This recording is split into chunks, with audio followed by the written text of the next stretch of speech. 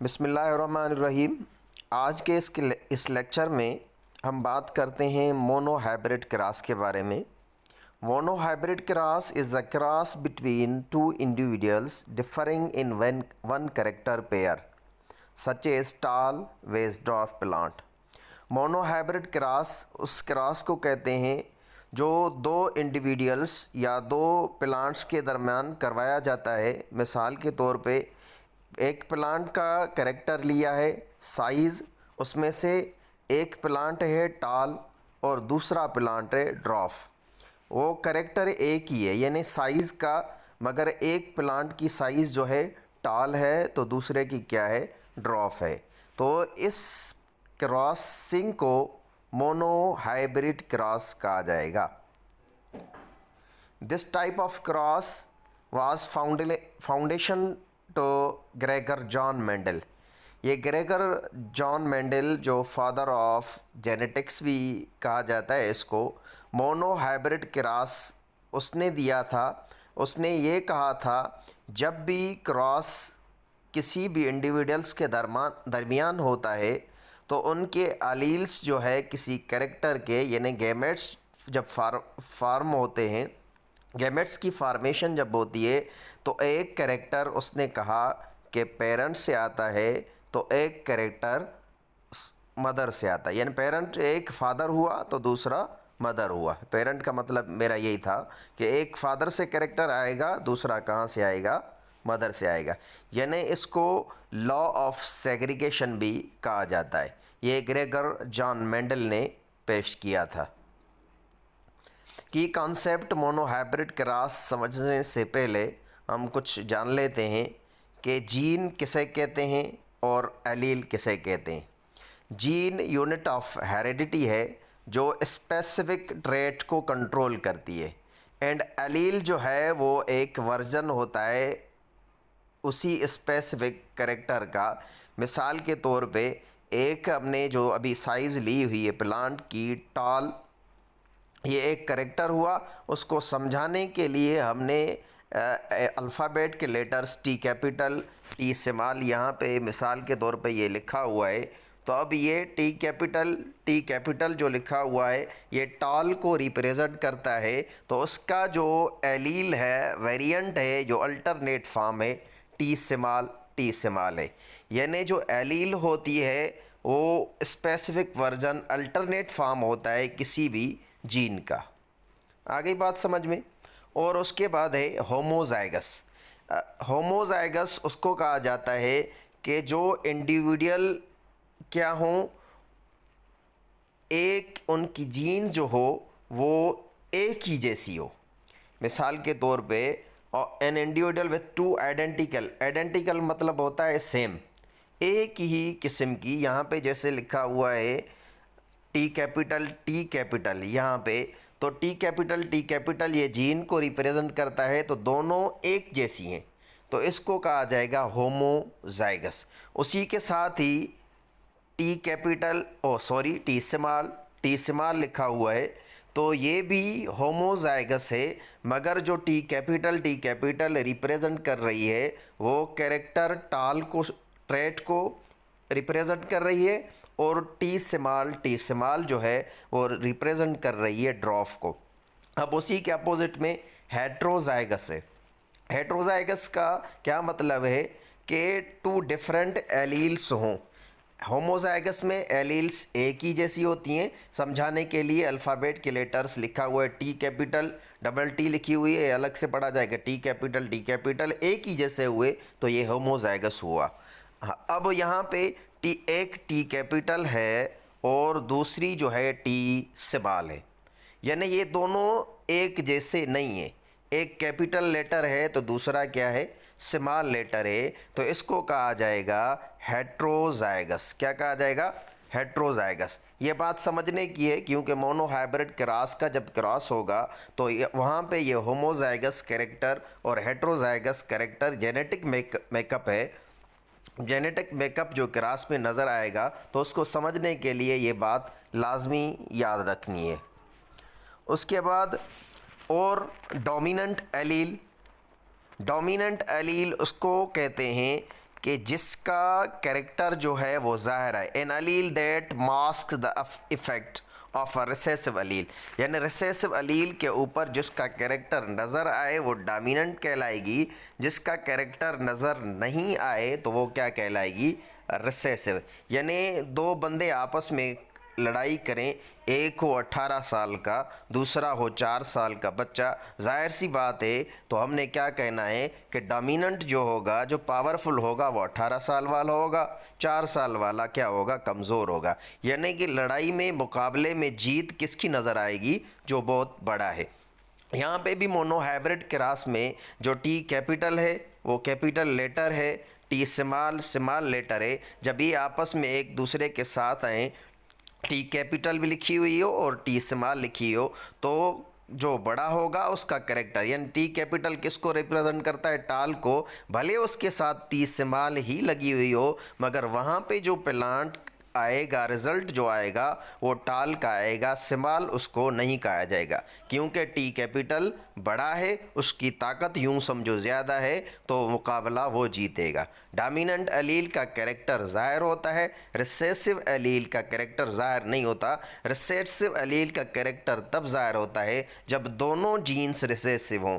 मिसाल के तौर पे टी स्मॉल और टी स्मॉल ये आपस में एक साथ आए तो फिर वो कैरेक्टर नज़र आएगा, अगर इसके साथ टी कैपिटल होगी तो फिर नज़र नहीं आएगा। यानी मुकाबला किसी के दरमियान हो, दोनों एक जैसे हों तो फिर लड़ाई में मज़ा आएगा, मुकाबला समझ में भी आएगा।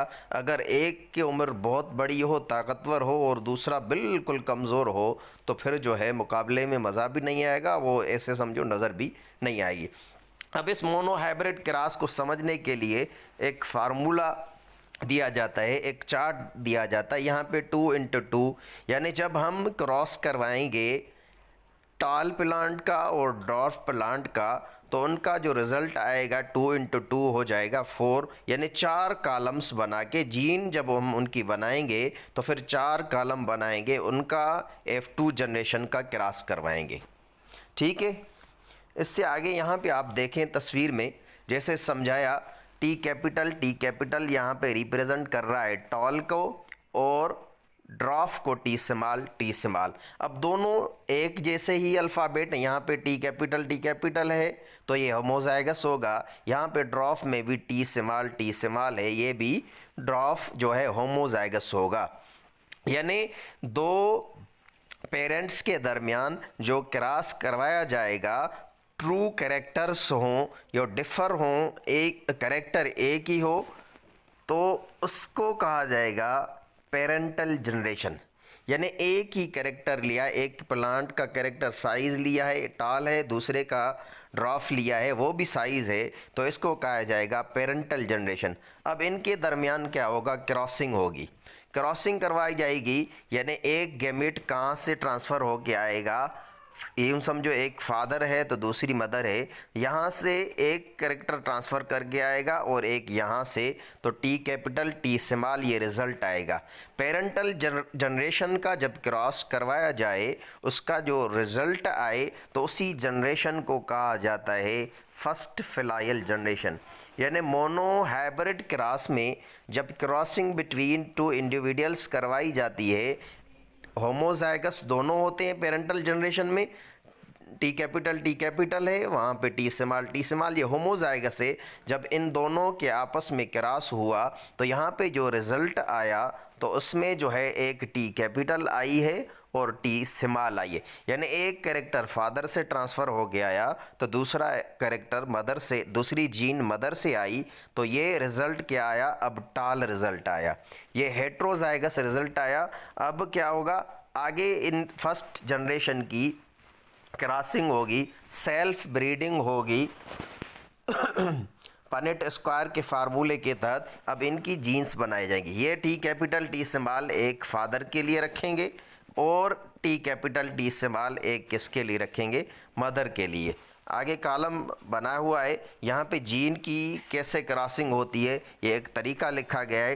टी कैपिटल यहाँ से आया, फादर की तरफ से, टी स्मॉल आया मदर की तरफ से।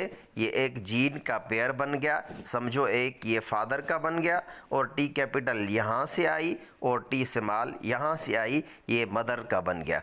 अब एक चार्ट में ये रखे जाते हैं मोनो हाइब्रिड क्रॉस में पनेट स्क्वायर में 2x2 ये फार्मूला है कि यानी 4 कॉलम बनाए जाते हैं। यहाँ पे ये 4 कॉलम बनाए गए हैं। मिसाल के तौर पे यहाँ पे आप जीन्स ले लें फादर की और ऊपर वाली ले लें मदर की, या ये मदर की कर दें या ये फादर की, इनमें कोई ऐसा कन्फ्यूजन नहीं होता कि कौन सी कहाँ पर रखनी है। इसका कोई ऐसा इम्पैक्ट नहीं है, समझने के लिए कोई भी आप रख सकते हैं। तो जब क्रॉस करवाया जाएगा, एक जीन यहाँ से आएगी टी कैपिटल हुई, एक ऊपर से आई यहाँ पे भी टी कैपिटल हो गई। यहाँ पे फिर आगे टी यहाँ से आई कैपिटल, तो टी स्मॉल यहाँ से आई, ये टी कैपिटल टी स्मॉल हो गया। पहला जो कैरेक्टर आया वो होमोजाइगस का आया, यहाँ पे होमोजाइगस का आया, और यहाँ पे क्या हो गया हेट्रोजाइगस। मगर दोनों क्या होंगे टाल होंगे। क्यों? क्योंकि यहाँ पे टी कैपिटल होमोजाइगस कैरेक्टर है, ये टाल हो जाएगा, और यहाँ पे टी कैपिटल टी स्मॉल है, तो टी स्मॉल का कैरेक्टर रिसेसिव एलील है, इसलिए नज़र नहीं आएगा। तो यहाँ पे भी जो साइज़ होगी वो टाल होगी हेट्रोजाइगस, मगर फिजिकल अपीयरेंस फिनोटाइप जो होगा वो टाल होगा। ठीक है, ये एक क्रॉस हो गया। फिर यहाँ से क्रॉस करवाने के लिए टी कैपिटल यहाँ से आई ऊपर से, और टी स्मॉल यहाँ से आई। यहाँ पे भी टी कैपिटल और टी स्मॉल की कॉम्बिनेशन आ रही है, तो यहाँ पे भी देखें तो एक जीन जो है डोमिनेंट है, तो दूसरी क्या है रिसेसिव है। तो मतलब ये कि यहाँ पे जो फिज़िकल फिनोटाइप अपीयरेंस होगी वो किसकी होगी टाल की होगी। जेनेटिक में मेकअप में ये हेट्रोजाइगस है, मगर फेनोटाइप में ये टाल कहलाएगी। ठीक है, आगे यहाँ पे देखो, यहाँ से टी स्मॉल आई, फिर यहाँ से टी स्मॉल आई, यहाँ पे अब दोनों ही टी स्मॉल लेटर्स आ रहे हैं, तो यहाँ पे ये जो कैरेक्टर होगा जेनेटिक भी होमोजाइगस है और फिनोटाइप में भी डॉर्फ का कैरेक्टर नज़र आएगा। अब यहाँ पे ये एक फार्मूले के तहत जीनोटाइपिक रेशो और फेनोटाइपिक रेशो कहा जाता है। जीनोटाइपिक रेशो उसी रेशो को कहा जाता है जो हम जीन्स की बुनियाद पे कर, ये लेटर्स जो लिखे हैं मिसाल के तौर पे जीन है।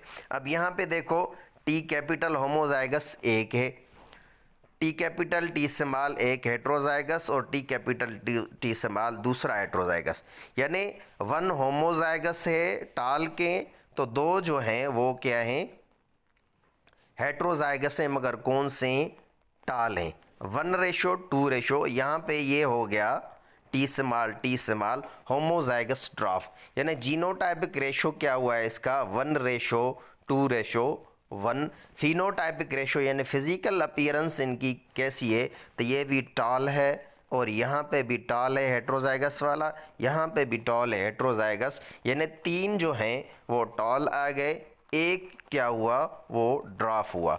यानी फिनोटाइपिक फिजिकल अपीयरेंस में जो रेशो आ रहा है वो 3:1 आ रहा है। जीनोटाइपिक रेशो जो है 1:2:1, यानी 1 होमोजाइगस टाल है, 2 हेट्रोजाइगस टाल हैं, और एक होमोजाइगस ड्रॉफ है। ये है मोनो हाइब्रिड क्रॉस या law of segregation that is given by Gregor John Mendel. Thank you very much.